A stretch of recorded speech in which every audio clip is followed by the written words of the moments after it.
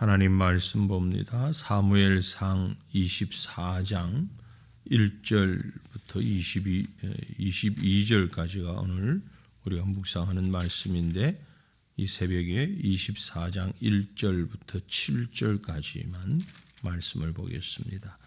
사무엘상 24장 1절부터 7절까지 이 말씀을 우리 한 목소리로 뜻을 생각하시면서 말씀을 함께 읽겠습니다. 사울이 블레셋 사람을 쫓다가 돌아오매 어떤 사람이 그에게 말하여 이르되 보소서 다윗이 엔게디 광야에 있더이다 하니, 사울이 온 이스라엘에서 택한 사람 3,000명을 거느리고 다윗과 그의 사람들을 찾으러 들림소 바위로 갈새 길가 양의 우리에 이른즉 굴이 있는지라 사울이 뒤를 보러 들어가니라. 다윗과 그의 사람들이 그 굴 깊은 곳에 있더니 다윗의 사람들이 이르되 보소서 여호와께서 당신에게 이르시기를 내가 원수를 네 손에 넘기리니 네 생각에 좋은 대로 그에게 행하라 하시더니 이것이 그날이니이다 하니, 다윗이 일어나서 사울의 겉옷 자락을 가만히 베니라. 그리한 후에 사울의 옷자락 뱀으로 말미암아 다윗의 마음이 찔려 자기 사람들에게 이르되 내가 손을 들어 여호와의 기름 부음을 받은 내 주를 치는 것은 여호와께서 금하시는 것이니 그는 여호와의 기름 부음을 받은 자가 됨이니라 하고, 다윗이 이 말로 자기 사람들을 금하여 사울을 해하지 못하게 하니라. 사울이 일어나 굴에서 나가 자기 길을 가니라. 아멘. 예전에 어떤 가전제품인가요? 광고에 순간의 선택이 10년을 좌우합니다. 그런 문구가 있었던 것이 기억납니다.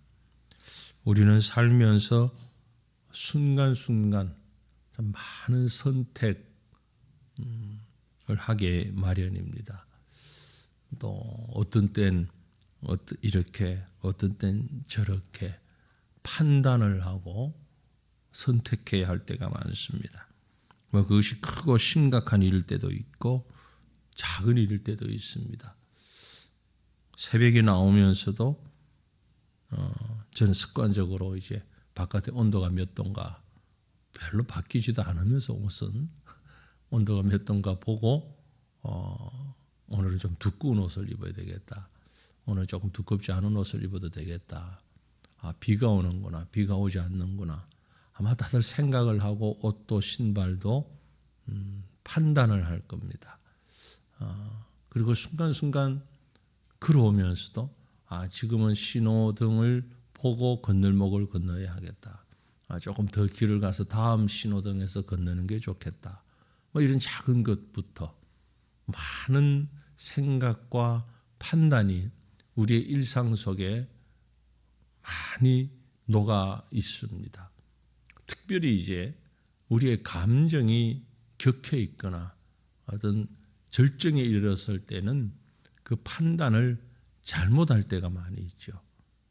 그 순간은 그게 옳다고 생각하고 판단하고 행동했는데 지나고 보면 그때 조금만 참을 걸, 그때 좀 다른 생각을 했더라면 어땠을까, 그런 후회를 할 때가 한두 번이 아닙니다.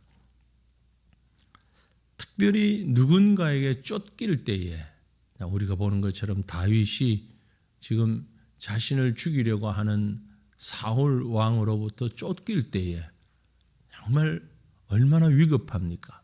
한순간순간이 어떻게 생각하고 어떻게 판단하고 행동하는가에 따라서 생명이 왔다 갔다 할 수 있는 그런 상황에 지금 도망 다니고 있습니다. 더군다나 그 다윗을 죽이려고 사울이 군사 3,000명을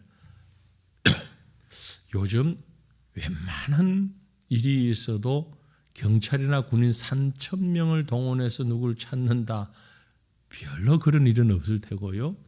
글쎄요, 아마 어디 전방 부대에 간첩이 내려왔다, 테러리스트가 어디 숨어들었다, 그러면 몇백 명 동원하려는지는 모르지만 여러분 3,000명을 동원해서 한 사람을 찾는다. 그건 한마디로 사생결단하고 지금 죽이려고 찾아 나선 것 아닙니까? 그런데 그야말로 한순간 역전, 다윗이 숨어있는 그 굴에 사울이 뒤를 보려고 생리 현장 해결하려고 들어왔다는 것 아니겠습니까? 그러니 이 얼마나 절호의 찬스입니까? 아닌 게 아니라 다윗의 그 사람들이 다윗 보고 하는 말이 하나님이 주신 기회입니다. 이건 오늘 본문 4절에 보면 다윗의 사람들이 이르되 보소서 여호와께서 당신에게 이르시기를 내가 원수를 내 손에 넘기리니 내 생각에 좋은 대로 그에게 행하라 하시더니 이것이 그날이니이다. 바로 지금입니다. 그 말이 바로 지금입니다. 이건 하나님이 주신 아주 절호의 찬스입니다. 우리가 한 방에 사울을 제거할 수 있는, 이렇게 좋은 찬스가 또 어디 있습니까? 누가 봐도 그렇지요.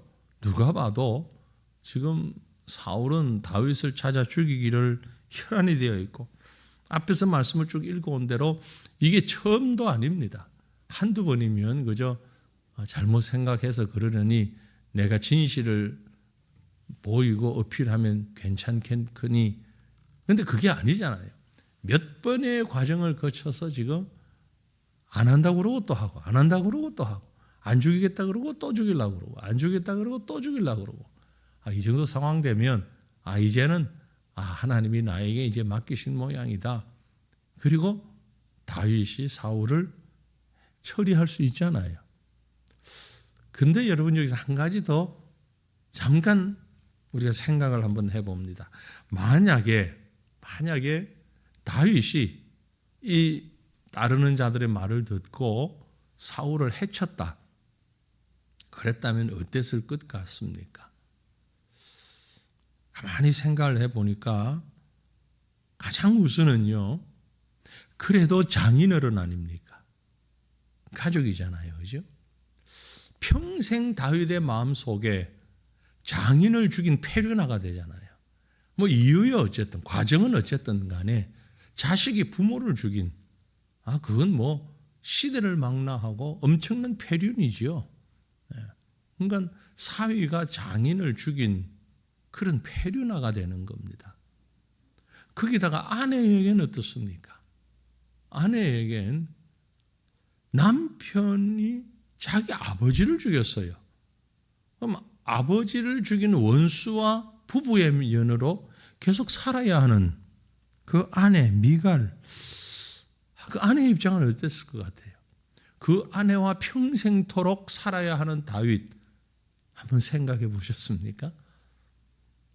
물론 다윗이 그것 때문에 사울을 죽이지 않았던 것은 아니었던 것 같습니다. 우리가 말씀을 볼 때에 자식의 도리를 위해서, 남편의 도리를 위해서 절호의 찬스인데 사울을 죽이지 않았다?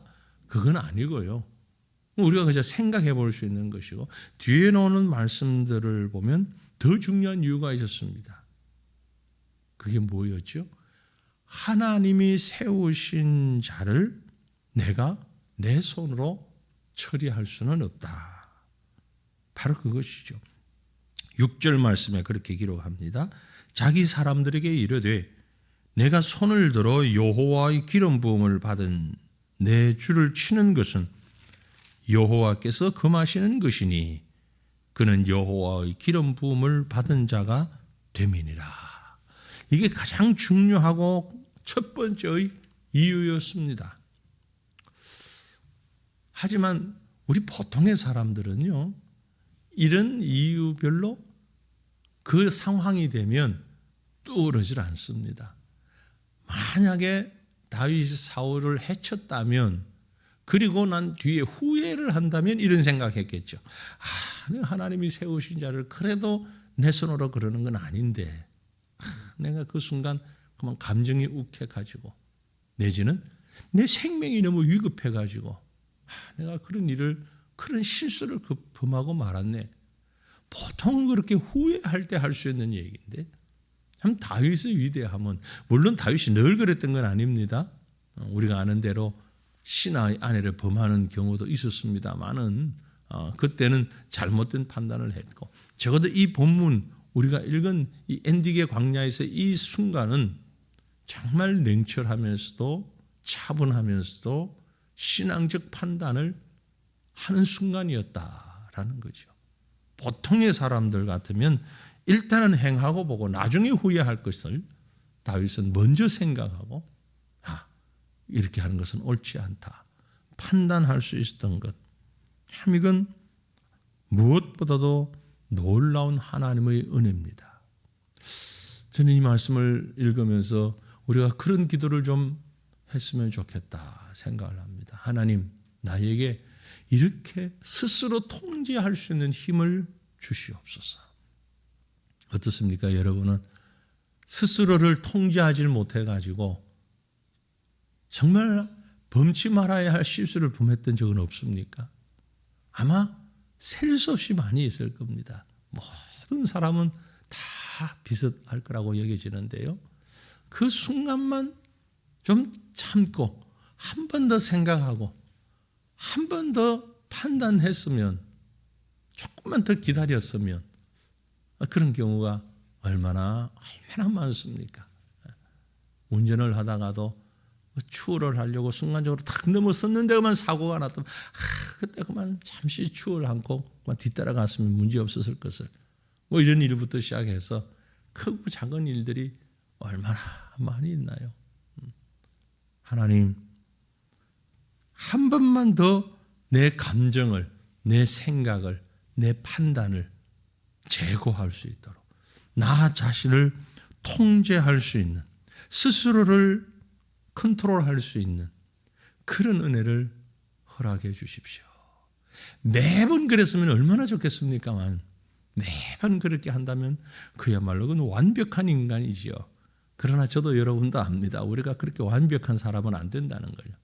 그러나 가능한 한 적어도 오늘 하루라도 하나님 섣부른 판단하지 않고 섣불리 감정으로 말하고 행동하고 판단하지 않고 한 번 더 생각하면서 하나님의 뜻을 찾았으면 좋겠습니다. 하나님이 세우신 왕인데 하나님이 세우신 자인데 비록 지금 나하고는 원수지간이 되어 있는데 그럴지라도 왕을 세운 이는 하나님이십니다. 아무리 나하고 맞지 않고 아무리 문제가 있어도 그 왕을 세운 이는 하나님이십니다. 그러니 이 판단을 한 다윗은 어쩌면 다윗이 할 수 있는 복수는 했어요. 옷자락을 뱉잖아요. 옷자락을 베고 후에 그걸 보였잖아요. 이건 이미 다윗이 이긴 겁니다. 다윗이 진 게 아니고 이긴 거예요. 승리한 거예요. 그 승리한 깃발을 흔드는 것처럼 사울의 그 자른 옷자락을 흔들면서 왕이여 보소서. 내가 이렇게 했는데도 왕을 죽이지 않았습니다. 이건 하나님이 왕을 세우셨기 때문입니다. 하나님 앞에서 정직하면서 원수 앞에는 승리한 거죠. 사람들은 그게 무슨 승리냐? 그게 뭐 이긴 것이냐? 그렇게 판단할지 모릅니다. 하지만 이것이야말로 선으로 악을 이긴 것입니다. 성경에서 계속 얘기하는 원수를 사랑한 것입니다. 선으로 악을 이긴 것이 바로 이것입니다. 그 사람이 나에게 굴복을 해야 하고 나 앞에 와가지고 막 무릎 꿇고 빌면서 내가 잘못했다. 그래야만 내가 이긴 게 아니에요.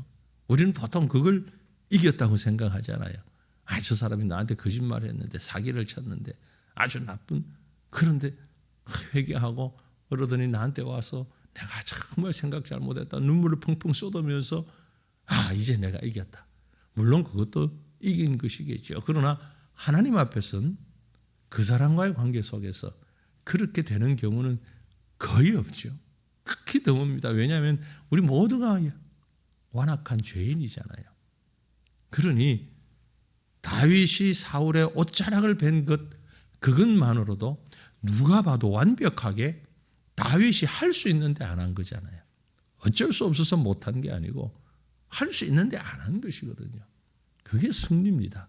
그게 선으로 악을 이긴 것입니다. 동시에 하나님의 공의를 만족한 겁니다. 자, 이와 같은 판단이라면, 이와 같은 결정이라면 이 얼마나 지혜롭고 얼마나 하나님의 사람다운 믿음의 판단이고 결정이고 승리인가. 원하기는 우리의 삶이 이렇게 하나님의 주권과 공의를 인정하면서 이건 철저하게 하나님의 주권에 굴복하는 그런 신앙이죠. 내 생각, 내 판단이 아닌 하나님의 생각과 하나님의 계획과 하나님의 주권을 인정하면서도 세상 가운데서 승리하는 그런 믿음, 이런 판단 행할 수 있는 우리의 삶이 또 오늘 하루 우리가 만나는 모든 일들, 모든 사람들 되게 하옵소서. 기도하는 이 새벽 또 저와 여러분 될 수 있기를 간절히 바랍니다. 아직 기도합니다. 살아계신 하나님, 만물의 주인이신 하나님, 세상을 다스리시는 여호와 하나님의 손길에 감사를 드립니다. 우리 하나님의 다스리심과 주권적인 섭리에 순종하고 굴복할 수 있는 믿음을 저희에게 허락하여 주옵소서. 하나님의 주권을 믿기에 순간적인 나의 생각과 상황과 사람의 판단에 급급하여서 하나님의 공의를 거스르는 어리석은 일을 범치 않도록 하나님 우리를 지켜 주시옵기를 원합니다. 내 생각과 주어진 여건보다는 하나님의 주권 하에서 하나님이 기뻐하시는 것이 무엇인지를 생각하며 하나님의 사람으로서 믿음으로 선으로 악을 이기는 그런 삶을 살아가는 이 하루가 될 수 있도록 우리의 삶이 될 수 있도록 하나님 우리를 주의 권능의 손으로 인도하여 주옵소서. 날마다 이런 하나님의 손길로 인도함을 받는 우리의 삶이 될 때에 하나님의 기뻐하심을 또 하나님이 원하시는 그 일들을 이루어가는 먼저 하나님의 나라와 하나님의 의를 구하는 진실한 하나님 백성의 삶을 살아가는 저희가 되도록 하나님 인도하여 주옵소서. 오늘도 이런 믿음과 이런 지혜를 우리에게 허락하여 주시는 것을 믿고 의지하오며 거룩하신 우리 구주 예수님 이름으로 기도 올리옵나이다. 아멘. 하늘에 계신 우리 아버지여, 이름이 거룩히 여김을 받으시오며 나라가 임하시오며 뜻이 하늘에서 이루어진 것 같이 땅에서도 이루어지이다. 오늘 우리에게 일용할 양식을 주시옵고 우리가 우리에게 죄 지은 자를 사하여 준 것 같이 우리 죄를 사하여 주시옵고 우리를 시험에 들게 하지 마시옵고 다만 악에서 구하시옵소서. 나라와 권세와 영광이 아버지께 영원히 있사옵나이다. 아멘.